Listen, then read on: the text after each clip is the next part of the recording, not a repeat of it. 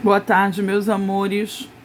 Olha aí, na aula passada falamos aí de simbolismo e a seguir nós temos um momento aí, mais ou menos entre 1902 a 1922, né?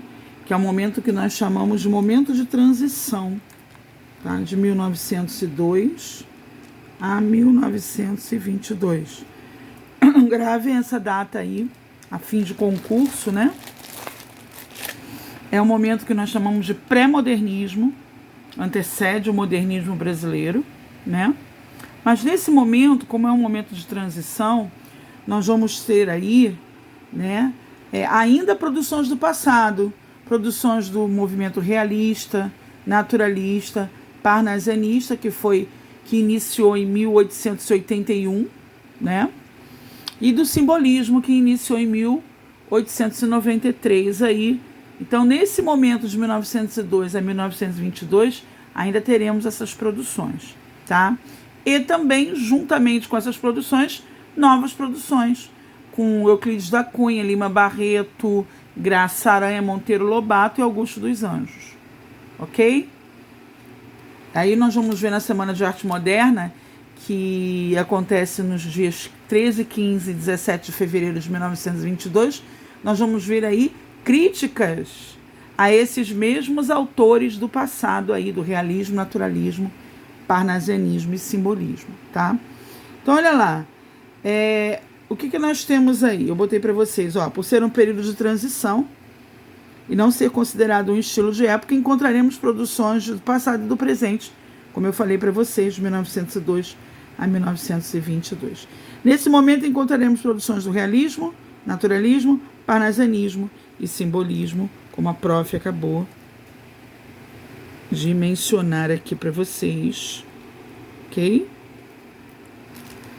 Juntamente com as produções aí ligadas ao modernismo brasileiro, ou seja, o pré-modernismo é uma confluência de diversas produções que misturam tendências literárias aí diferentes, tá? O nome já diz, né? Pré-modernismo, as coisas estão mudando, estão se modernizando aí, né? Vou tirar meu remedinho daqui. Olha, lá no contexto histórico eu vou ter virada do século XIX para o século XX, a transição do regime monárquico para o regime republicano. Nós sabemos aí que em 15 de novembro de 1889 aconteceu a proclamação da República. E em 13 de maio de 1888, a abolição da escravatura, que não resolveu o problema dos escravos no Brasil, né? Nós tínhamos aí um país onde os negros foram libertos, mas eles não tinham como trabalhar. A mão de obra foi substituída, inclusive, pela mão de obra aí dos europeus, italianos, asiáticos também, tá? Então, as coisas mudaram um pouco aí de figura. E o preconceito, ele se estende até hoje, né? Contra os nossos irmãos aí negros. Olha aí, nós tivemos o período da República do Café com Leite. Quem fornecia café? São Paulo, os barões de café. Quem fornecia leite? Minas Gerais. O surgimento aí de nova produção industrial no cenário brasileiro, né? Então, a indústria se valorizando em detrimento à mão de obra, né? Então, as máquinas fazendo o trabalho de seres humanos. Isso começa a ter força. Colonização, a consolidação da economia cafeeira, quer dizer, nesse momento o café, né, os barões ficavam cada vez mais ricos aí, né? O café era muito importante nesse momento da nossa história. Chegada de imigrantes europeus, óbvio, substituindo a mão de obra escrava aí. Eles saíam lá da Europa, fugindo também, né, de um regime complicado, de um regime ditador, e vinham para o Brasil com o intuito de melhorarem as suas vidas, né? E aí eles entram para trabalharem aí substituindo os negros, só que recebendo um pequeno salário, tá? Racismo estrutural, quando a gente fala de racismo estrutural, é porque é uma estrutura de uma sociedade, que isso se estende até hoje, como eu já havia dito, né? O preconceito racial extremamente forte nesse tempo, né? Até porque estava ali coladinho, né? A abolição da escravatura. Então, até então, vivíamos da escravidão. Desigualdade social, muitos com nada, com pouco, e poucos com muito, detentores da grande fortuna. Aí nós tivemos também aí ligada a parte armamentista, a revolta da Armada, a Guerra de Canudos, Revolução Federalista, também dentro do contexto histórico dessa época, né? E aí nós voltamos aqui, características do modernismo. Olha aí, nacionalismo crítico e temático, quer dizer, o nacionalismo, a valorização do país, críticas a essa sociedade, eram temas de várias obras aí. A renovação da linguagem literária para uma linguagem mais moderna. O uso da linguagem coloquial é a que nós falamos aí, né, no dia a dia, sem muitos rebuscamentos. Isso foi uma forma também de colocar um público maior aí na leitura, né, dessas obras, no interesse dessas obras, né, porque a linguagem se tornou um tanto mais acessível à sociedade. Uso também de uma linguagem jornalística, é claro, aí nós temos aí até Euclides da Cunha que pode dizer isso melhor do que ninguém, né?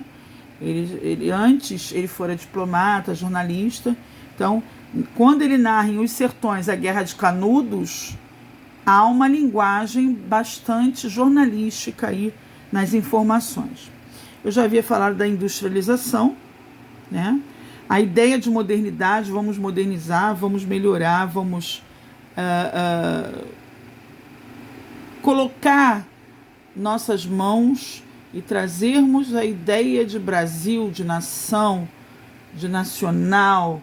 Vamos mostrar os problemas sociais aí nas denúncias, nas críticas sociais, mas vamos falar do nosso país, né? Vamos parar de imitar aí a Europa, tá? Que durante muito tempo a Europa, ela foi tida como referência, continua sendo até hoje. No entanto, nós temos aí o que é nosso, tá? E aí começa a ser mostrado a partir das obras aí, né? Euclides da Cunha foi quem mais se destacou, e Monteiro Lobato. Euclides da Cunha com a obra Os Sertões, que fora dividida aí em 3 partes: o homem, a terra e a luta. E aí Euclides sai do Rio de Janeiro, né, onde ele morava com a sua esposa Ana da Cunha, deixa a mulher aqui e se embranha lá para escrever Os Sertões, onde ele retrata a Guerra de Canudos com minúcias de detalhes. E aí o que acontece, isso não tem nada a ver com as informações literárias, acontece que a mulher dele o trai com um rapaz bem mais jovem do que ele, Dilermano de Assis, e acontece uma tragédia posteriormente, né? Ele vem, quando volta ao Rio de Janeiro, ele descobre, procura por Dilermano, atira, dá 2 tiros, desfere 2 tiros em Dilermano. Dilermano não morre e dá 2 tiros nele, apesar de que Dilermano aí, né, ele fora um grande, um perito em tiros, né, na época. E por isso, ao desferir os 2 tiros em Euclides, ele mata Euclides da Cunha. Okay? Mas ele vem a ser absolvido porque foi em legítima defesa, uma vez que Euclides fora à casa dele, né? E aí, para encerrar essa história, Ana de Assis era apaixonada, Ana da Cunha era apaixonada por Euclides, vem a se casar com o assassino de seu marido, Dilermano de Assis. E aí ela passa a ser chamada de Ana de Assis. Ok? Tempos depois, o filho do meio, porque Euclides tinha o Solon, que morreu numa emboscada na Amazônia, tinha Quinzinho.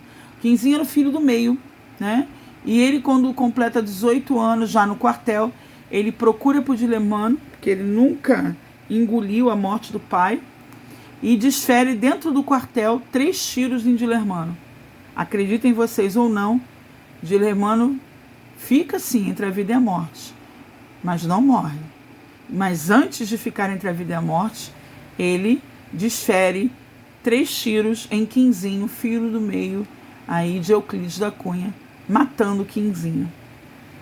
Mais um assassinato em legítima defesa, por isso Dilermano é absolvido aí, tá? Quem quiser assistir a minissérie Desejo, conta a trajetória aí de Ana da Cunha, que virou Ana de Assis, Dilermano e o nosso escritor maior, Euclides da Cunha, ok? E aí nós temos Monteiro Lobato, muito severo, muito crítico aí. Nós temos obras várias, Reinação de Narizinho, Urupês, Cidades Mortas, que fala ali da parte do interior de São Paulo, né, do Vale do Paraíba, 17 volumes do Sítio do Pica-Pau Amarelo, entre outros. Pulei Lima Barreto, que trata do subúrbio carioca com a obra O Triste Fim de Policarpo Quaresma. Graça Aranha, que fala da vinda dos imigrantes para o sul do país, com a obra Canaã, e Augusto dos Anjos, com a obra Eu. E nós temos dentro dessa obra Eu aí, nós temos uma poesia chamada Versos Íntimos. Diz assim: vês, ninguém assistiu ao formidável enterro de tua última quimera. Somente em gratidão a esta pantera foi tua companheira inseparável. Acostuma-te à lama que te espera, o homem que nessa terra miserável vive entre feras e sente inevitável necessidade de também ser fera. Toma um fósforo, acenda teu cigarro, o beijo amigo é a véspera do escarro, a mão que afaga é a mesma que apedreja, e se há alguém causa ainda pena a tua chaga, apedreja essa mão vil que te afaga, escarra nessa boca que te beija. Essa poesia, ela é pedida em muitos concursos e ela fala da traição humana, né? O beijo amigo é a véspera do escarro, a mão que afaga é a mesma que apedreja. E eu termino aí, né, o meu resumo de pré-modernismo para vocês. Leiam as páginas da apostila para complementar a explicação e façam os exercícios propostos. Fui! Não esqueçam de dar um like aí, né, para eu saber que vocês assistiram ao vídeo.